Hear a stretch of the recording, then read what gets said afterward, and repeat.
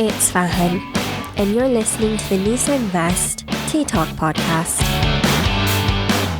Hope everybody's feeling good, ready to start your Friday. Alhamdulillah, it's Jummah today.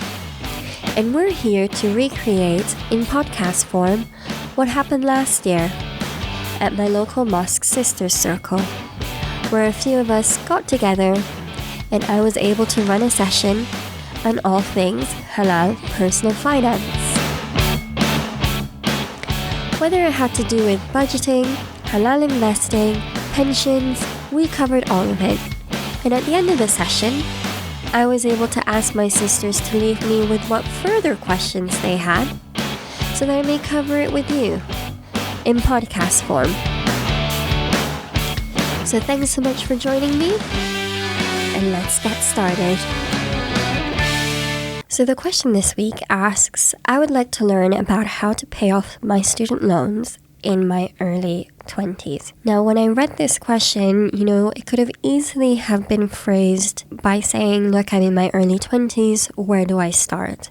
Because your early 20s is effectively meaning you're at the very beginning of your life as an adult. But what I love about this question is that the sisters already decided that, look, my goal is that I want to pay off my student finance, and I want to do that as fast as possible. I mean, when people say there is no such thing as a bad question, doing this podcast has made me realize that asking the right question is kind of like you're already halfway there, because already within this question, this sister has figured out that it's important to have financial goals. And then the second part of it, besides, the importance of having financial goals, you also kind of want to have a steer, a helpful steer, if you will, on how to know that what you're doing and the approach that you're taking is not somehow harming you in any way, or is there something out there else that I could be doing that will help me more, and am I going about this the right way? So I hope that with this episode, we're going to first of all come up with a strategy for how to tackle any kind of debt that feels overwhelming to begin with, maybe a very large number. How is it that you can pick at it as effectively as possible and build momentum with it, inshallah, along the way? I say this like it's so crazy whenever we have graduates come in at work, and especially when they are kind of feeling like, oh my gosh, I have this whole life ahead of me, it's so daunting. I almost want to look at them and say, you know what, you've just graduated university. Can we take a moment and say, wow, congratulations, well done for graduating. Whatever it is at this job that you need to figure out, you'll figure it out. It'll be perfectly fine. And one of my choice phrases that I always say to new joiners at work, I'm like, okay, in 6 months, by if they typically start in September, after the summer, and I'm like, don't judge yourself these next 6 months. By January, you'll feel like a completely different person. And it almost always is the case. There's a learning curve with everything, and the reality, and I have a lot of empathy for students and young adults who are just starting their working life. We all have to appreciate that, not only are you starting a new job, you also are kind of starting a new life. You have your pension to think about, you have your student loans to think about, you are trying to figure out how to balance the necessities that you're paying for, whether you're living at home or you're living in a new flat, whether you're living with others. You're kind of trying to figure out how to manage the budget and the paycheck that you're getting every month without feeling like you're making the wrong decisions. And you are starting this new job and you're wondering, is this going to also help me in my career? And so, the first step for me is, let's just take a breather. Let's acknowledge that, yes, we might feel like we're at the bottom of another huge mountain, but let's not forget the hard work that you've done in the past, and if you look back and think of all the things that you didn't know, hopefully that gives you the confidence to tackle what's to come. So I thought that was a helpful disclaimer before we get into this, but let me not undermine just how much I love this question. I think that is the kind of attitude that is helpful to have, even though it can sometimes feel difficult to have. The idea of just facing the student debt head on and recognizing that, yeah, in many ways it's a really great goal to have. But how do we get started? We need a plan. And so in this episode, I'm going to go through basically 3 things that you need to keep in mind about how is it that you can get to the point where you're just hurling money at the student loan and trying to get rid of it. How is that we put a system in place so that we ensure that, we're always moving forwards and not somehow backsliding. And so the 3 things to bear in mind, and really the 3 things are effectively 3 trade-offs. The first trade-off is what to do about the pension and investing more generally versus the student loans. The second is, are there other things I should be prioritizing, mainly how much cash should I be keeping, and what is money that can go towards a student loan, because of course there are emergencies. And then the third trade-off is perhaps the hardest trade-off, is what kind of lifestyle should I have and what is spending too much money. And once you kind of get over these 3 trade-offs, then it means that you have a budget that works towards your financial goals. And that is what a financial plan is. It's a budget that is working towards your goals. Wow, I feel like I should put that on a t-shirt. Yeah, a financial plan is effectively having a budget that is working towards the financial goals that you currently have today. And so in this instance, we're going to talk about someone's budget whose goal is to pay off the student loans in their early 20s. So let's get started. So number 1, pension or no pension. When you first start working, if you're working for a company that has over 25 employees, your employer is automatically required to sign you up to what's called a workplace pension. Now, with a workplace pension, the minimum amount that you get opted in is 8% of your salary.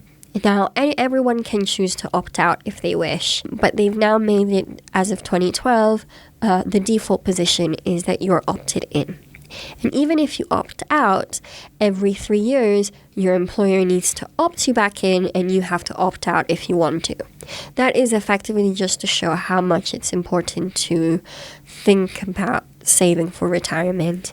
Now, at the start of your career, when you do have student loans, should you be saving for retirement? Now, it might sound uncomfortable when you feel like, well, my motivation is to get rid of debt as fast as I can. Seeing a percentage of my salary go towards retirement doesn't seem like it's aligned with my goals. But the reality is that when you are saving for your pension is not that straightforward, in the sense that it's not as easy as just saying part of my salary could be going elsewhere, because so much of the amount that you're saving for your pension is what is the only thing that I would ever call free money. And why do I say that? Is because even though the minimum that you have to save for a pension if you're opted in is 8%, your employer has to contribute at least 3% of that. So it is 5% of your pre-tax salary that's going towards your pension. But then it's worth reading your employer's rules for their pension plan. And you might find that there is leeway in there. You might find that there is scope in there to make the most of what's called an employer match program. And so what is an employer match contribution plan? It means that if you start to invest a bit more into your pension, your employer will say that if you do that, I will also match part of it. And why is this important is because if you, by choosing not to, you are foregoing that employer match. And on top of that, why is it that I mention the benefit of thinking about this at the start of your career is because you will never be as young as you are today even, right? And what does that mean? Because of the importance that time has in your investing life, it allows you to grow your assets over time. It allows you to make the most of compounding returns. And the whole concept of something having exponential returns applies also to your pension. There are infinite rewards that you can get by choosing to take care of your pension early on in your career that you simply cannot catch up again further into the future. And here we're not really saying to go overboard. Now, the general rule of thumb when it comes to your pension contributions is that you should simply have the age that you are when you start your pension, and that is how much of your salary you should be aiming that the total contribution is.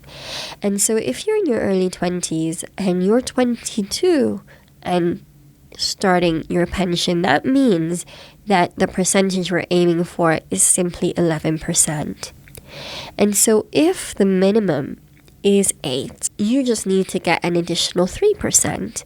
And with that 3%, if part of that is an employer match, you might just need to effectively click somewhere that says, I just need 1.5% extra into my pension.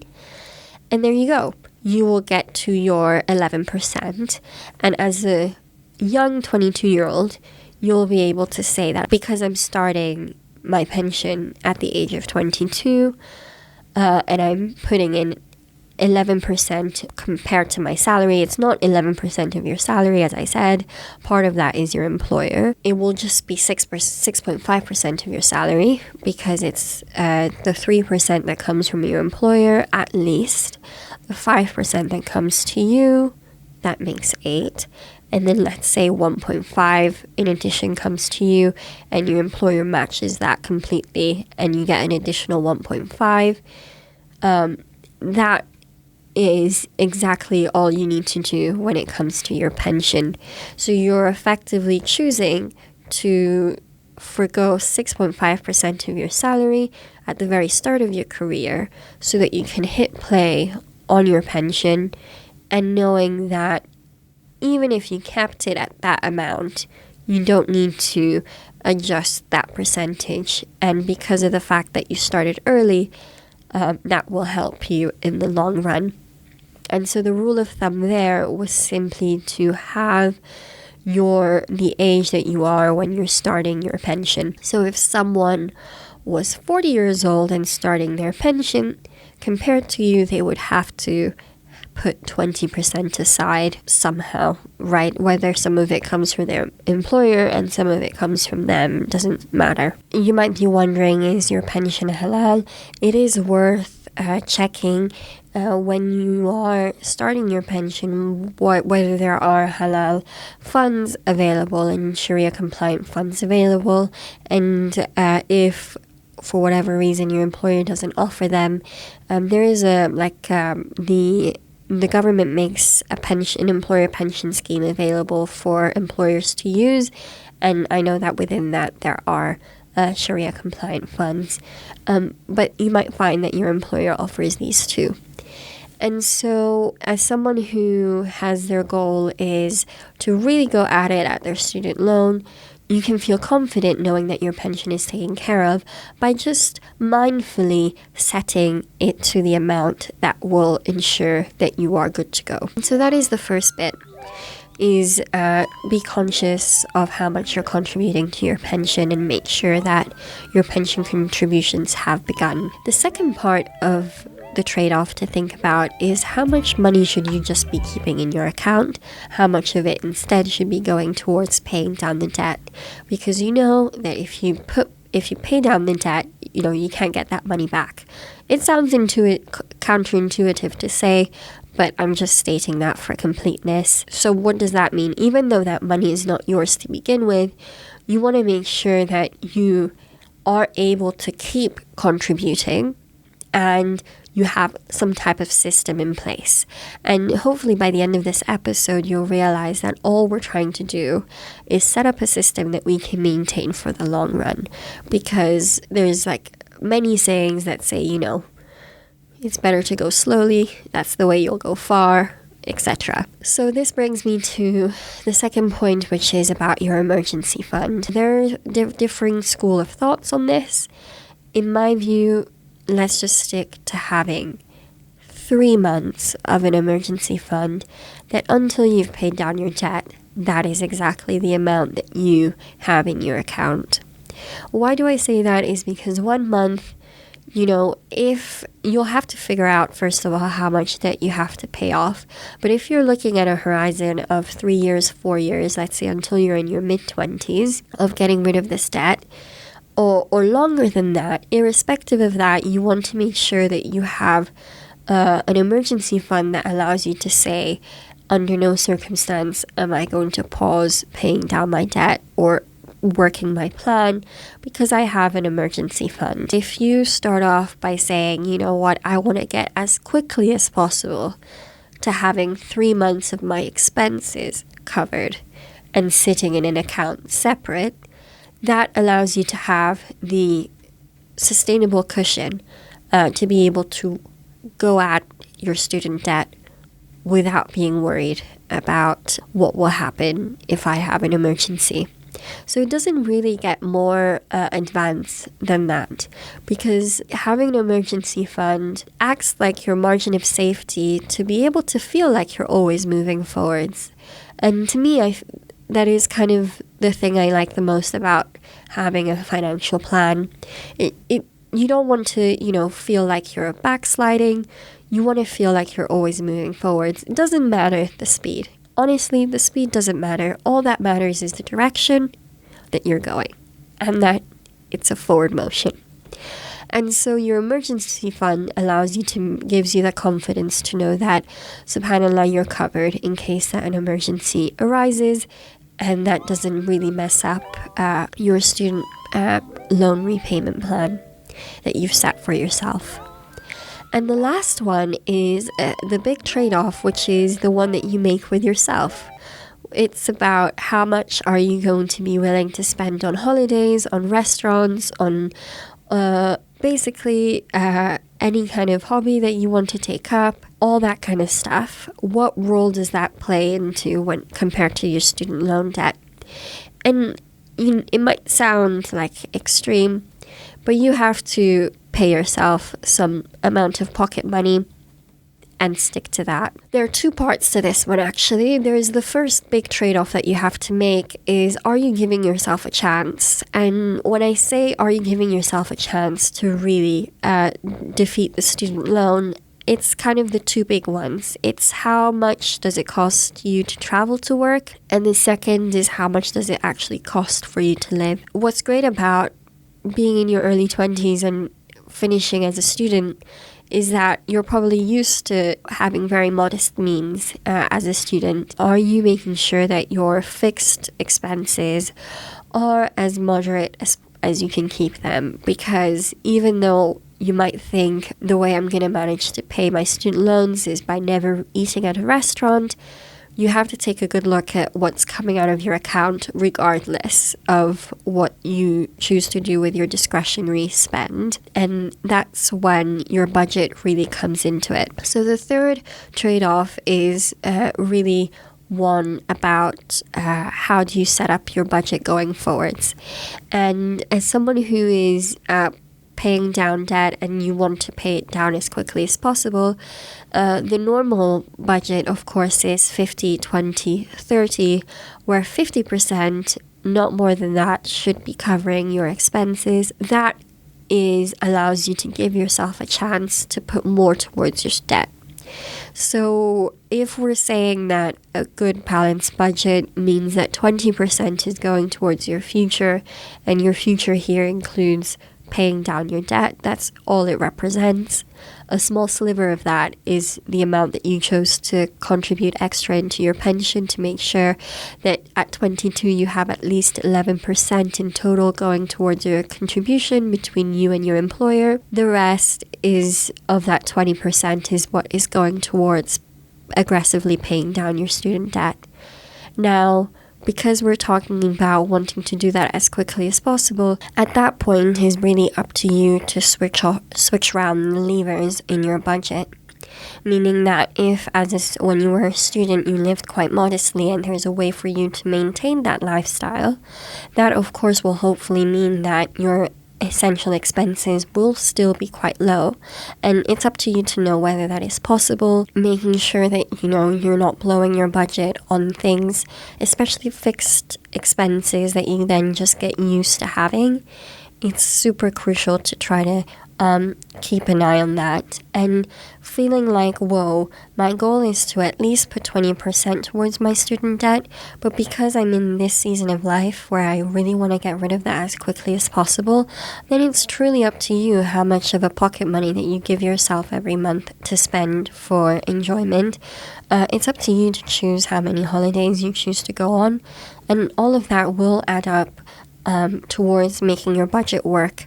And so if you commit to an even higher amount that goes towards your student debt, you can be safe in the knowledge that that will multiply and mean that you get to paying off your student debt faster. It really just becomes a question of taking as much emotion out of it and simply say, how fast can I get from A to point B? And yeah, to me, it kind of boils down to two things. Even more important than just making sure that you're not overspending on your lifestyle, it is a big part of that is giving yourself a chance to begin with by keeping an eye on those very big fixed expenses.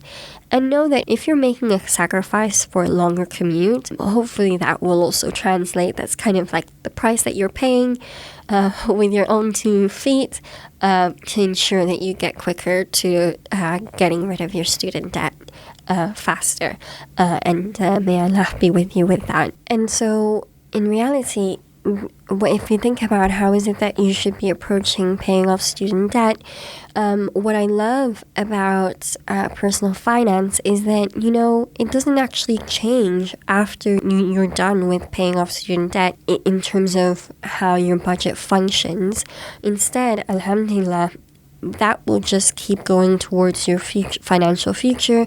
You'll be able to put that towards building wealth. You'll be able to put that towards building a legacy, whether that's even being more generous than you currently are, and having a budget that works towards your goals. It means that you don't have to stumble your way there. You can really go at it with a degree of certainty and confidence. And that's what I love about working a plan or working a budget, whatever the goal is, it really doesn't matter, is because there is a level of education that comes with that. I do feel that learning to save, learning to be disciplined with your money, or having a plan teaches you forethought, it teaches you self-denial, knowing that for delayed gratification is one of the hardest things that human beings can do. You're effectively reinforcing that muscle for yourself, and that will pay dividends in the future. And so don't feel at all that there isn't, that's what I pray for you, that you feel like you're getting so many more blessings than just the fact that, alhamdulillah, you're paying off the debt, which went towards your hard-earned education. And hopefully you feel like there will be many more rewards that come from it, and that it will in no way hinder your financial future, inshallah. That was all for this episode. Thanks so much for listening to the Nisa Invest Tea Talk podcast. I'm Fahan. I will see you next Jummah. Bye for now.